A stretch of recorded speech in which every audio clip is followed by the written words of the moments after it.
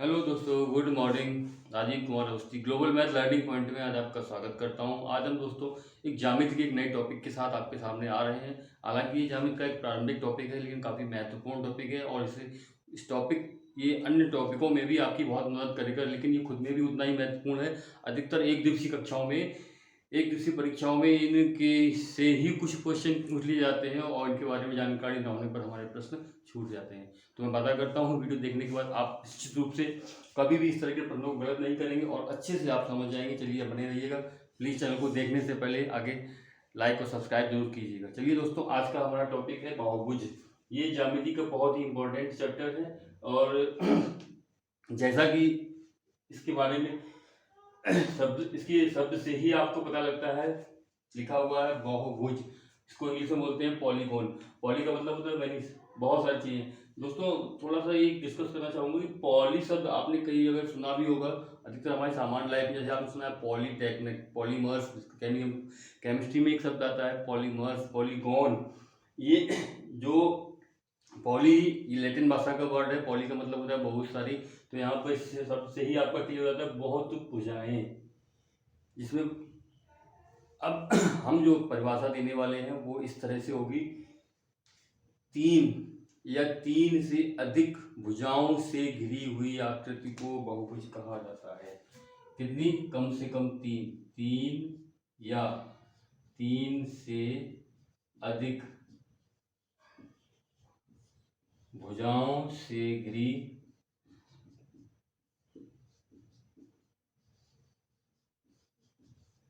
बंद आकृति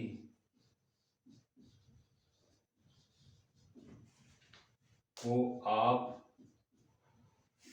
तीन या तीन से अधिक भुजाओं से घिरी बंद आकृति को बहुभुज कहा जाता है। जैसे उदाहरण के लिए ये जो आपका तीन भुजाओं की आकृति है, इसका नाम त्रिभुज है, लेकिन ये मुख्य रूप से ये भी एक बहुभुज है। इसको हम लोग चतुर्भुज के नाम से जानते हैं। ये भी एक बहुभुज है।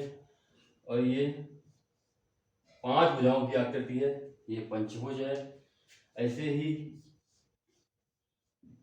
ये एक षष्ठभुज है। इसमें कितनी भुजाएं हैं? तीन। इसमें कितनी भुजाएं हैं? चार। इसमें कितनी भुजाएं हैं? पांच। और इसमें कितनी भुजाएं हैं? छह। जिस तरह से हम तीन भुजाओं की आकृति को त्रिभुज कहते हैं, चार भुजाओं की आकृति को चतुर्भुज कहते हैं, पांच भुजाओं की आकृति को पंचभुज कहते हैं, इस तरह से छह भुजाओं की आकृति को भी हम षटभुज कहते हैं। इंग्लिश में भी नाम होते हैं। जैसे आपका ये ट्राइंगल है, इसको हम चतुर्भुज बोलते हैं, क्वाड्रिलेटरल। क्वाड्रिलेटरल ना बोलकर हम इसको टेट्रागोनल भी बोल सकते हैं। इसको आप क्या बोलेंगे? TRIANGLE। इसको आप क्या बोलेंगे? क्वाड्रिलेटरल, अथवा इसको आप बोल सकते हैं टेट्रागोनल। अब आपको कहीं भी टेट्रागोनल अगर लिखा हुआ मिलता है तो आप इसको समझ सकते हैं कि टेट्रागोनल है, क्योंकि लैटिन भाषा में इन काउंटिंग्स को फर्स्ट को में मोनो, सेकंड को बाई, थर्ड को ट्राई, फोर्थ को टेट्रा, फाइव को पेंटा। ये मैं अगर आपको बाद में वीडियो के अंत में मैं आपको एक काउंटिंग लिख के भी बता दूंगा जो आपको याद रहे। तो अगर आप बहुभुज के बारे में जानना चाहते हैं तो आपको आप सोच रहे होंगे कि एक या दो भुजाओं से बनी हुई आकृति को बहुभुज क्यों नहीं कहा जाता है, ताकि एक से अधिक। लेकिन क्या है कि अगर हम एक या दो भुजाएं लेते हैं तो वहां पर हमारी कोई बंद आकृति नहीं बनती है। इस वजह से हम सबसे कम संख्या होती है वो तीन होती है, यानी तीन या तीन से अधिक भुजाओं से घिरी बंद आकृति को बहुभुज कहा जाता है। दोस्तों बहुभुज दो प्रकार के होते हैं। पहले तो आप बहुभुज के बारे में समझ चुके होंगे, वे ज्यामितीय आकृतियां तीन या तीन से अधिक भुजाओं से घिरी हुई बंद आकृति। आकृति के पीछे एक शब्द और लगा देंगे तो हमारी परिभाषा पूर्ण हो जाएगी, ज्यामिति, क्योंकि ये सब ज्यामिति का विषय है। यूक्लिड की ज्यामिति, यूक्लिड का नाम सुना ही होगा आपने, ज्यामिति के जनक कहे जाते हैं। ये जीके में अधिकतर कभी कभी पूछ लिया जाता है, आप लोग याद रखिएगा। जो ज्यामिति, फादर ऑफ ज्योमेट्री है, उनका नाम है यूक्लिड। इन्होंने ही ज्योमेट्री का आविष्कार किया था। बहुत सारी चीजें आपको, ज्योमेट्री बहुत बड़ा चैप्टर है, मैथ की ब्रांच है जिसमें रेखा से संबंधित, वृत्त से संबंधित, ज्यामिति आकृतियों से संबंधित अध्ययन किए जाते हैं, वो ज्यामिति कहलाते हैं। चलिए फिलहाल हमारा यहाँ पर फोकस रहेगा बहुभुज पर। देखिए दोस्तों, अब आपको बहुभुज पता हो गया। चलिए हम इनके नाम भी आपको यहीं पर लिख देते हैं, उसके बाद आगे टॉपिक के बारे में चर्चा करेंगे। लैटिन भाषा में काउंटिंग के लिए अलग अलग वर्डों का प्रयोग किया जाता है। जैसे आपने एक वर्ड सुना होगा बाइसिकल। बाइसिकल मतलब होता है इसमें दो पहिए हों, तो 2 के लिए यहाँ शब्द आता है बाई, और 3 के लिए ट्राई, और 1 के लिए मोनो। जैसे एक संख्या है उसके लिए आपका शब्द होगा मोनो, 2 के लिए बाई, या फिर आप डाई भी यूज कर सकते हैं, बाई डाई। तीसरे के लिए आप ट्राई, 4 के लिए आप टेट्रा, 5 के लिए आप पेंटा, 6 के लिए आप हेक्सा, 7 के लिए हेप्टा,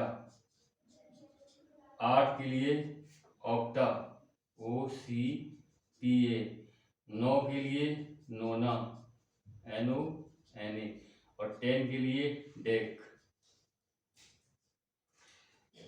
जैसे आपकी किसी भी बहुभुज में अगर 1 और 2 तो हो ही नहीं सकती, 3 भुजा हो सकती है, तो 3 भुजा है तो ट्राइंगल, ट्राइएंगल, ट्राइकोनल भी इसको बोल सकते हैं। ये चौथा आपका रहा टेट्रागोनल, इसका स्पेशल नाम होता है ट्राइगोनल, तो हम आपका परिभाषा के अनुसार बना सकते हैं, लेकिन आप यहाँ पर क्या लिखते हैं ट्राइएंगल, और इसका दूसरा नाम ट्राइगोनल, 3 भुजाओं की आकृति, ट्राइगोनल हो गया। ऐसे ही टेट्रागोनल, इसको आप दूसरा नाम क्वाड्रिलेटरल भी कहते हैं, 4 भुजाओं से घिरी हुई आकृति को चतुर्भुज, और चतुर्भुज में कोई कंडीशन नहीं होती है, ये बिना कंडीशन वाली चीजें हैं सारी।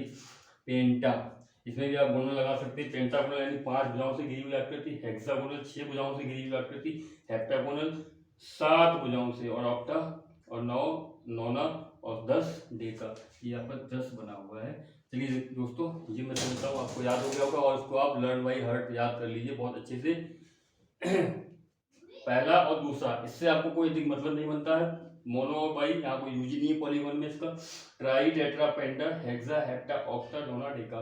एग्जांपल बता दिया आपको, trigonal, tetragonal, pentagonal, hexagonal, heptagonal, octagonal, nonagonal और डेकागोनल।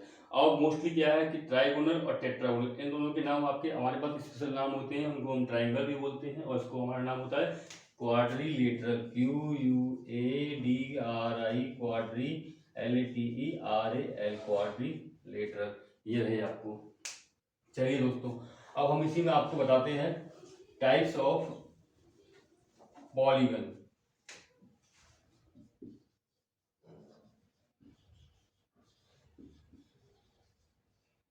इन दोस्तों को हिंदी या इंग्लिश में कोई प्रॉब्लम आ रही है तो मैं दोनों ही चीज़ें एक साथ लिख रहा हूँ, फिलहाल मैंने अभी इंग्लिश में लिख दिया है, अगर किसी को कोई दिक्कत आती है तो मैं हिंदी में भी उसको समझा दे रहा हूँ अच्छे से, बाद में अगर कोई कमेंट में आप बता दीजिएगा, मैं नोट भी हिंदी में करा दिया करूँगा।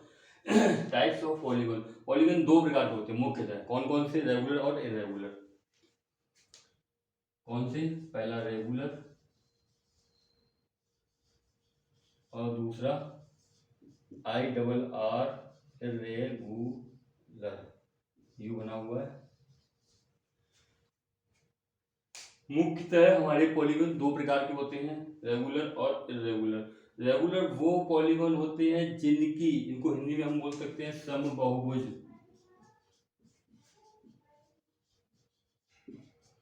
और ये आपके होते हैं विषम बहुभुज। देखिए दोस्तों, समबाहुभुज वो होते हैं जिनकी सभी भुजाएं समान हो, विषम बहुभुज होते हैं जिनकी भुजाएं असमान हो। जैसे आपका समबाहु त्रिभुज, इसकी तीनों भुजाएं बराबर हैं, ए, ये भी आपका रेगुलर पॉलीगन में आता है। एक आपका स्क्वायर है, इसकी चारों भुजाएं बराबर हैं, स्क्वायर है, समचतुर्भुज है, ये भी आपका, इसको रोम्बस बोलते हैं, ये आपका हो गया स्क्वायर, ये क्या है आपका रेगुलर पॉलीगन।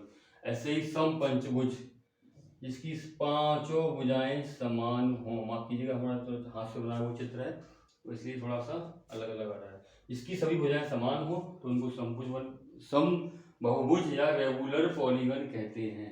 चलिए दोस्तों, देखिए इस तरह से हमारी ये आकृति बनती है, 5 है, 6, 7 जो भी है आपकी उसको। और विषम बहुभुज में आपको अंतर हमने बता दिया, इनकी भुजाओं की लंबाई अलग अलग विषम होती है, समान नहीं होती है, वो हमारे इरेगुलर पॉलीगन कहलाते हैं। चलिए दोस्तों, इन रेगुलर पॉलीगन में क्या होता है, इनकी जो साइड्स होती हैं इनको भुजा कहते हैं। जैसे ये रहा आपका एक ये पॉलीगन, इसका आप टेट्रागोनल भी बोल सकते हैं, क्वाड्रिलेटरल भी बोल सकते हैं। ये रेगुलर और क्वाड्रिलेटरल है, इसका नाम आपका एक अन्य नाम आ जाता है, इसको स्क्वायर के नाम से भी जानते हैं। इसमें क्या है, इसमें दो चीजें होती हैं, मुख्यतः साइड्स होती हैं और एंगल्स होते हैं। तो आपके 4 साइड हैं, 1 2 3 और ये 4, ये 4 साइड हो गई और 4 ही इसमें एंगल हो गए। समबाहुभुज में भुजाएं बराबर होती हैं और समबाहुभुज में क्या होता है, कुछ चीजें रेगुलर होती हैं। समबाहुभुज में भुजाएं बराबर होती हैं तो उनके कोण भी बराबर होंगे। अब हम क्या करते हैं, इनके कोण को निकाल सकते हैं, याद कर सकते हैं हम बिना नापे हुए। अगर हमें बहुभुज के बारे में पता है, उस समबाहुभुज है उसकी भुजाओं की संख्या कितनी है, तो हम उनके कोण के बारे में निकाल सकते हैं। ये इनके कोण होते हैं अंतःकोण। अंतःकोण के साथ बहिष्कोण भी एक होता है।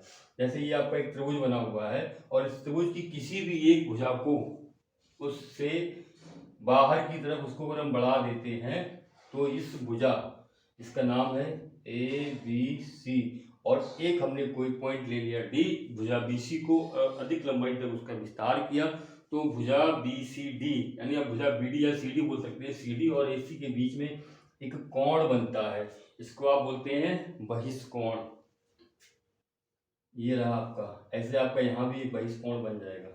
तो प्रत्येक रेगुलर पॉलीगन में चतुर्भुज हो, पंचभुज हो, षष्ठभुज हो, किसी भी एक भुजा को अधिक दूरी बढ़ाने पर बाह्य भुजा और उस अतिरिक्त भुजा के बीच जो कोण बनता है उसको आप बाह्य कोण कहते हैं, और जो आंतरिक कोण बनते हैं उनको तो आप समझ सकते हैं, दो भुजाओं के बीच अंदर की तरफ बने कोण को आंतरिक इंटरनल एंगल कहा जाता है। और हमारे पास कुछ फार्मूले हैं, वो आप याद रखिएगा, लर्न बाई हार्ट, हृदय से आप अच्छी तरह से याद रखिएगा, क्योंकि उन फार्मूले की सहायता से आप कभी भी किसी भी रेगुलर पॉलीगन की अंतःकोणों का मान या फिर अंतःकोणों का योग या बहिष्कोण का मान या बहिष्कोणों का योग आप कभी भी याद कर सकते हैं। और एक और चीज आती है विकर्ण। किसी भी एक विकर्ण ज्ञात कर सकते हैं, किसी भी पॉलीगन के अंतर बिंदुओं को मिलाने वाली रेखाएं, विपरीत बिंदुओं को मिलाने वाली रेखाएं, ये आपकी क्या कहलाती हैं, विकर्ण कहलाती हैं। और इन विकर्णों की भी संख्या आपको ज्ञात पूछी जा सकती है। ये इस तरह से, ये आपका एक पंचभुज है ABCD,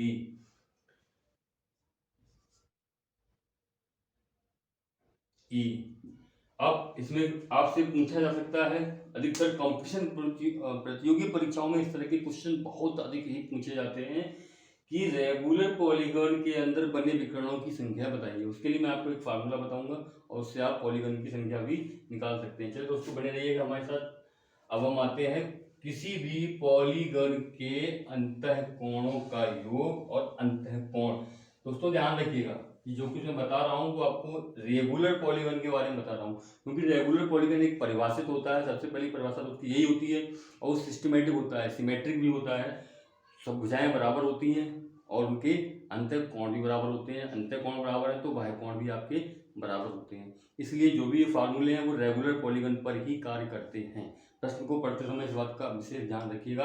अगर आपसे रेगुलर पॉलीगन बताया गया होगा तो आप फार्मूले का यूज करेंगे, और अगर इरेगुलर पॉलीगन बताया होगा तो चित्र में कुछ ना कुछ आपको कोण वगैरह दिया गया होगा, उससे आपको निकालना होगा बहुत सारे मान के बारे में। चलिए, तो पहला फार्मूला विकर्णों के बारे में है। किसी बहुभुज के विकर्णों की संख्या। देखिए यहाँ पर किसी भी बहुभुज के विकर्णों की संख्या, बहुभुज का मतलब 3, 4 ट्राइंगल, 4 भुजाओं वाला क्वाड्रिलेटरल या टेट्रागोनल, 5 भुजाओं का पेंटागोनल। तो देखते हैं, एक मैं उदाहरण भी आपको समझा दूं। ये विपरीत भुजाओं एक बिंदु को छोड़ करके अगले बिंदु को मिलाने वाली रेखा, जैसे ये आपका त्रिभुज बना हुआ है तो त्रिभुज में आपको कुछ भी नहीं मिलने वाला। आप पूछते हैं एक भी विकर्ण नहीं है इसमें। चतुर्भुज में तो आपके 2 विकर्ण बन जाते हैं, एक बिंदु ये बना देगा, दूसरा बिंदु ये बना देगा, और तो कोई विकर्ण बनते नहीं है। तो इसके लिए फार्मूला मैं आपको बता दे रहा हूँ, n × n-3/2, n × n-3/2। वैसे तो कुछ भी नहीं है, लेकिन कभी कभी क्या होता है, अचानक इससे प्रश्न पूछ लिए जाते हैं और हमको उसके बारे में कोई जानकारी नहीं होती है, तो हम समझ नहीं पाते। कभी कभी क्या हम ऐसे प्रैक्टिकल सा करते रहते हैं, बना करके ये बन गया, ये बन गया, फिर इस बिंदु से बना दिया, इस बिंदु से बना दिया, तो इसमें गलती होने की संभावना थोड़ी सी बड़ी रहती है कि हमें कितने हमारे विकर्ण बन सकते हैं। इस फार्मूले से आप आराम से निकाल सकते हैं। तो अब आप देख लीजिएगा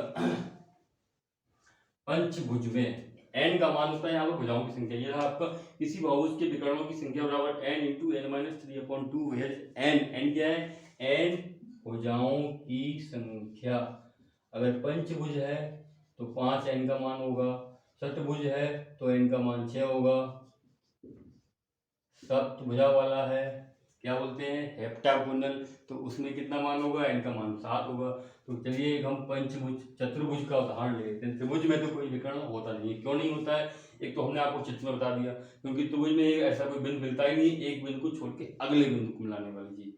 क्योंकि अब त्रिभुज है तो n का मान 3 होगा, और इस फार्मूले में 3 लगा देंगे, 3 - 3 = 0 आ जाएगा, और 0 का किसी में मल्टीप्लाई करते हैं वो सब 0 हो जाता है। तो त्रिभुज में तो आपका कोई भी विकर्ण बनता नहीं है।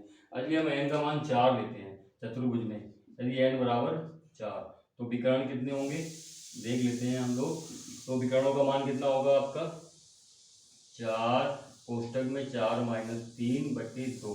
तो 4 में से आपने 3 घटा दिया, बचा 1, और ये 4 में 1 का गुणा 2 का भाग, तो आपकी संख्या निकल के आई 2। तो चतुर्भुज में विकर्णों की संख्या कितनी हो गई 2। अब देखिए हम पंचभुज में,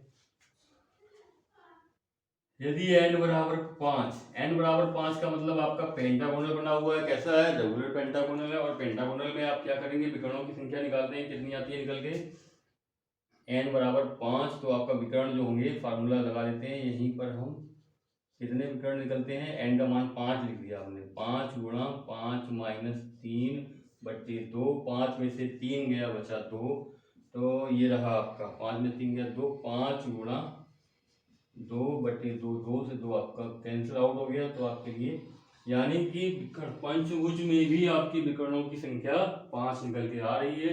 प्रैक्टिकल रूप से देख लीजिएगा, 1 2 3 4 और 5, ये रहा आपका एक पंचभुज, और आपको इसमें विकर्णों की संख्या निकालनी है। तो बिंदु ए से हमारे कितने विकर्ण बन सकते हैं, 2। ये 2 विकर्ण हो गए। बिंदु बी से भी आपके 2 विकर्ण बन सकते हैं, 1 2। अब बिंदु सी से भी आपके विकर्ण बन सकते हैं, 1, ये विकर्ण और बनता है। चलिए हम विकर्णों के नाम भी आपको बता दें। अब आप देख लीजिएगा 1 2 3 4 कितने बने, ये और रह गया 5 विकर्ण आपके बनते हैं। अब आपको कंफ्यूजन भी नहीं होगा, फार्मूले से आप डायरेक्ट निकाल सकते हैं। विकर्णों के नाम क्या है, जैसे आपका एक विकर्ण है ए सी, दूसरा ए डी, एक बी ई, एक बी डी, और एक आपका सी ई, ये आपके विकर्ण हो गए। तो हमने एक चीज यहाँ पर जान ली है कि विकर्णों, किसी भी बहुभुज के विकर्णों की संख्या निकालने का फार्मूला याद रख लीजिएगा, n इंटू एन माइनस 3/2।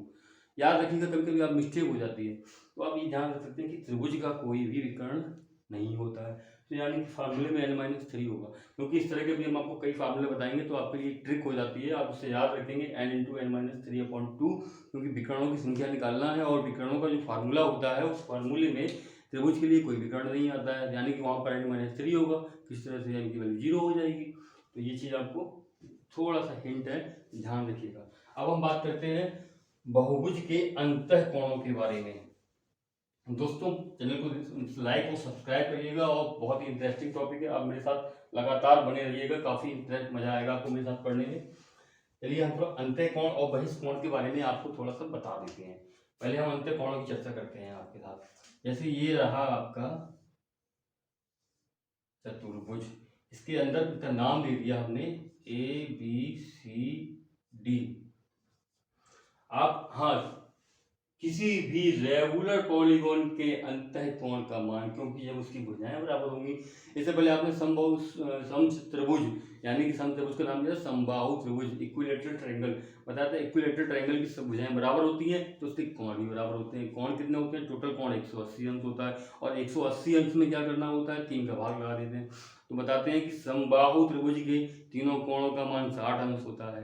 इसी तरह से मैं बताना चाह रहा हूँ कि जो कोणों का मान जब आपसे पूछा जाएगा किसी, या तो चित्र बना होगा, चित्र में आपके अलग अलग मान दिए गए होंगे। जैसे इस तरह से आपका कोई चित्र दिया गया है, इसमें आपका मान दिया है 70 डिग्री, 80 डिग्री, 75 डिग्री और इसका आपके मान पूछा गया है। तो यहाँ पर आपको फार्मूला लगाने की कोई ज़रूरत नहीं है। यहाँ पर सिर्फ आपको ये पता होना चाहिए कि किसी भी बहुभुज के अंतःकोणों का कुल योग कितना होता है। जिस तरह से हम जानते हैं त्रिभुज का योग 180, त्रिभुज के अंतःकोणों का योग 180 अंश होता है, इसी प्रकार जो अन्य हमारे बहुभुज बनते हैं उनका योग कितना होना चाहिए। चतुर्भुज का आपको पता होगा, शायद नहीं, मैं बता दूंगा, फार्मूले से भी आप निकाल सकते हैं। चलिए, चतुर्भुज का वैसे 360 अंश होता है।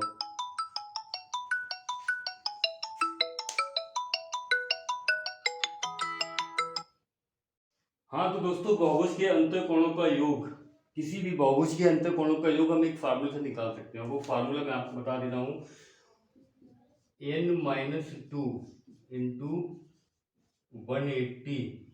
ये जो फार्मूला है, चाहे वो आपका रेगुलर पॉलीगन हो या इर्रेगुलर पॉलीगन हो, उस सभी के लिए होता है। रेगुलर पॉलीगन में जैसे आपने सुना होगा, त्रिभुज के तीनों कोणों का योग 180 अंश होता है। अंतर कितना होता है, रेगुलर पॉलीगन में कोण सभी कोण बराबर होते हैं, इर्रेगुलर पॉलीगन में सभी कोण अलग अलग माप के हो सकते हैं। समझता हूँ आप अच्छे से समझ चुके होंगे मेरी बात को, तो ध्यान रखिएगा दोस्तों। बहुभुज के अंतःकोणों का योग n-2 इंटू 180 को साथ में यहाँ पे डिग्री लिख देते हैं, क्योंकि जो मान आएगा वो कोणों में निकल के आएगा, कोणों को हम डिग्री में नापते हैं। जैसे कि अब आप अपना प्रैक्टिकल देख लीजिएगा, त्रिभुज के तीनों कोणों का योग कितना होता है, 180 अंश। फार्मूले से आप निकाल लीजिए फॉर त्रिभुज TRIANGL, ट्राइंगल, ट्राइंगल के लिए क्या होगा, n=3। तो आपका सम कितना निकल के आएगा, 3 - 2 इंटू 180 डिग्री। आपका मान निकल के आ गया 1/180 डिग्री। और आपका ये हम ज्यामिति में प्रमेय की सहायता से सिद्ध कर देते हैं, और ये हमारा एक फार्मूला है।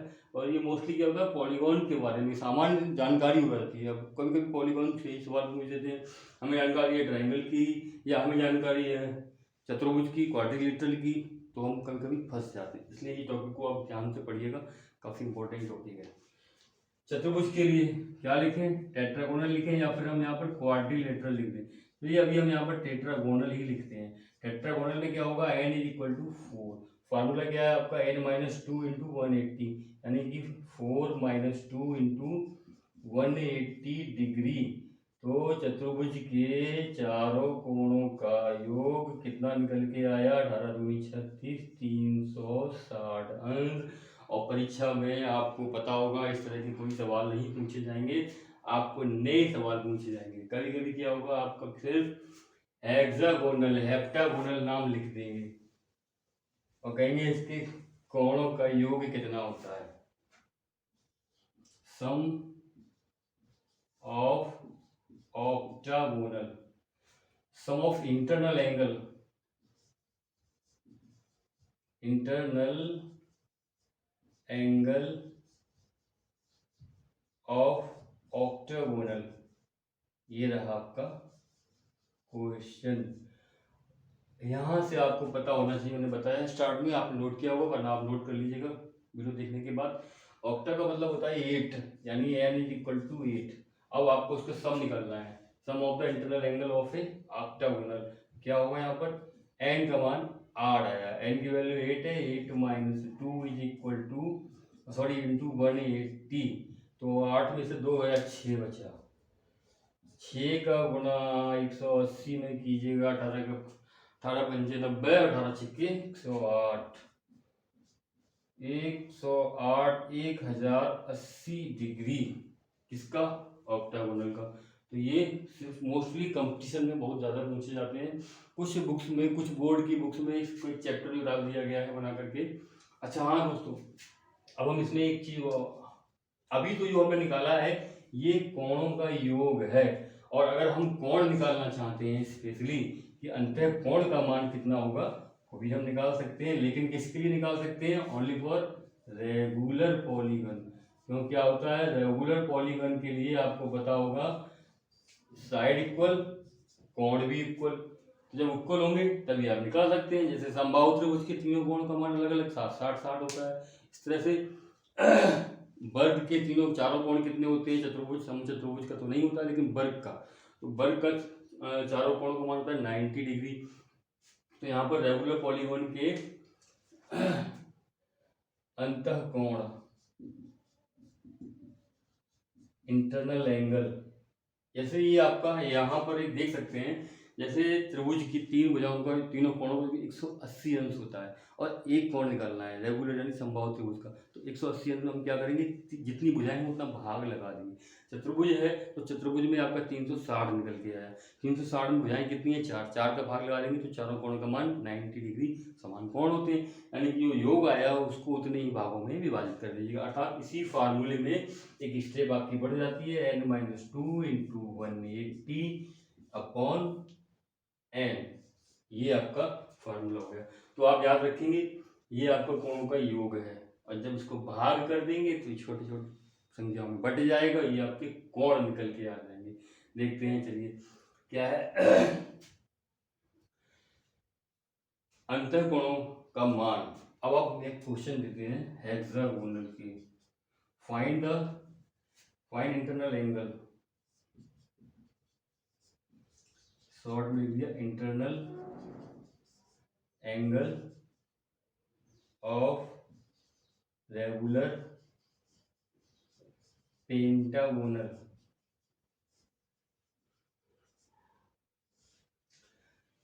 Find internal angle of regular pentagonal, regular pentagonal यानी कि समपंचभुज, यानी n इज इक्वल टू 5। निकालना क्या है, इंटरनल एंगल, फार्मूला क्या होगा, n-2 into 180 degree upon n का मान आपका आ रहा है यहाँ पर 5 -2 गुणा 180 बटे 5 से आप मान लगा दीजिएगा, 5 का ये आ रहा है आपका मान, 5 में से 2 गया 3 गुणा 180 बटे 5 से आपका 180 डिवाइड हो जाएगा, 5 दिया 15, बचा यहाँ पर कितना 3, 0 हो गया, 5 का 30 और 36 का 3 में गुणा करेंगे तो 3 दिया 9, 90 हो गया, 6 दिया 18, 108, यानी कि रेगुलर पेंटागोनल का इंटरनल एंगल कितना होता है, 108 डिग्री। इसी तरह से आप उसका भी निकाल सकते हैं, मैंने आपको बताया था टेट्रागोनल यानी कि चतुर्भुज का, पंचभुज का, षटभुज का। अगर षटभुज का निकालना है तो यहाँ पर n का मान 6 हो जाएगा, 6 - 2 इंटू 180 अपॉन 6। तो ठीक है, आप देख सकते हैं ओरली निकाल सकते हैं।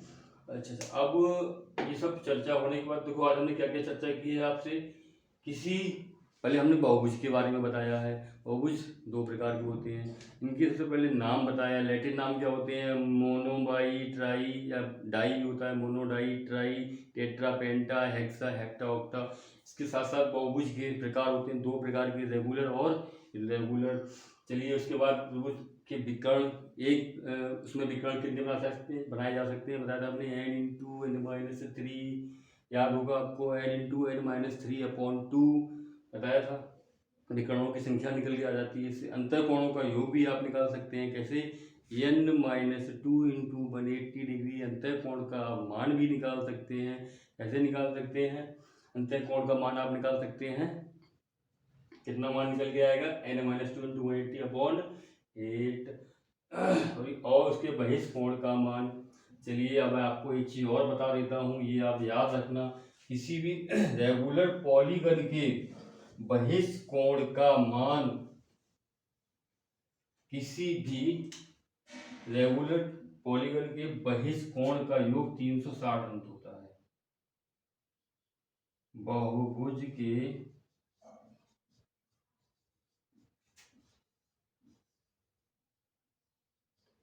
बहिष्कोण का योग कितना होता है, 360 डिग्री। ये आप हमेशा याद रखिएगा, किसी भी बहुभुज के बहिष्कोण का योग 360 होता है, और समबहुभुज का, रेगुलर पॉलीगन का बहुभुज और समबहुभुज से संबंध समझ में आ गया। समबहुभुज का प्रत्येक बहिष्कोण कितने डिग्री का होगा, जब हमें उनके कोणों का योग पता है 360 अंश, तो हम उसमें n से भाग लगा देंगे और तो हमारे प्रत्येक बहिष्कोण का मान निकल के आ जाएगा। आगे की वीडियो में मैं इन चीज़ों को और डिटेल में स्टडी करूंगा और इसके बारे में एक एक्सरसाइज भी आपको हल कराऊंगा, ताकि आप इन चीज़ों को बारीकी से समझ सकें। दोस्तों मैं एक चीज़ आपको बता दूं, गणित को फार्मूला लेकर के और उसका मान रखना, सेटिस्फाई करना ही आपके लिए गणित नहीं है। गणित में बहुत सारी चीज़ें आएंगी। एक दिन मैं इस चीज़ पर आपके साथ बहुत काफ़ी अच्छा डिस्कस करूँगा कि कुछ लोग समझ लेते हैं, जैसे हमको ये आपने देख लिया कि प्रत्येक बहिष्कोण का मान 360 बहिष्कोण निकालना है आपको, तो क्या करेंगे 360/n कर देंगे। ऐसा कुछ नहीं होता है दोस्तों। इस फार्मूला की समाप्ति यहाँ पर नहीं हो जाती है। इस फार्मूले में ही खुद 3 फार्मूले छिपे हुए हैं।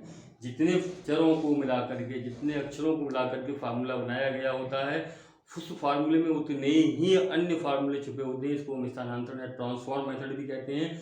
और गणित को सीखने के लिए आपको ट्रांसफॉर्मेशन मेथड तो बहुत जरूर आना चाहिए। कुछ लोग क्या होते हैं कि फार्मूला बस सुना पढ़ा और उसमें मान रखना सीख लिया, वो समझ ले हमने गणित पढ़ लिया। ऐसा कुछ नहीं होता है। फार्मूले को एक दूसरे से रूप में स्थानांतरण करना और पूछने वाले को पूरा अधिकार होता है। अगर किन्हीं 4 संख्याओं से मिलकर, जैसे आपके लिए एक सिंपल सा फार्मूला मैं आपको बता रहा हूँ, सिंपल इंटरेस्ट इक्वल टू होता है P × R × T अपॉन 100। तो ये बस सोच लीजिएगा, आपको PRT की value principal rate of time बता देगा, आपको सिंपल इंटरेस्ट पूछा जाएगा। देखिए यहाँ पर कितनी चीज़ें हैं, एक quantity, first second quantity, third quantity और फोर्थ क्वांटिटी। और एग्जामिनर फ्री है, examiner is now free to ask anything of you. जैसे आपको पी भी पूछ सकता है, लेकिन ही इज कंडीशनल। क्या है कि आपके पास अगर 4 में से उसको 3 चीज़ें आपको अवेलेबल करानी है। अगर आपसे पी पूछना चाह रहा है तो वो SI, R और T अवेलेबल कराएगा 101%। और अगर आपसे टी पूछा गया है तो आप इनमें से 3 चीज़ें SI, P और R, ये मैं आपको कंटेंट बता रहा हूँ। ये बहुत ही अच्छा कंटेंट है। CBSE ICSE बोर्ड में इस कंटेंट पर टॉपिक भी आते हैं। चलिए हम आपसे अगले वीडियो में डिस्कस करेंगे। इस वीडियो को देखते रहिएगा और लाइक करते रहिएगा। Please subscribe and like my channel. धन्यवाद। Thank you all.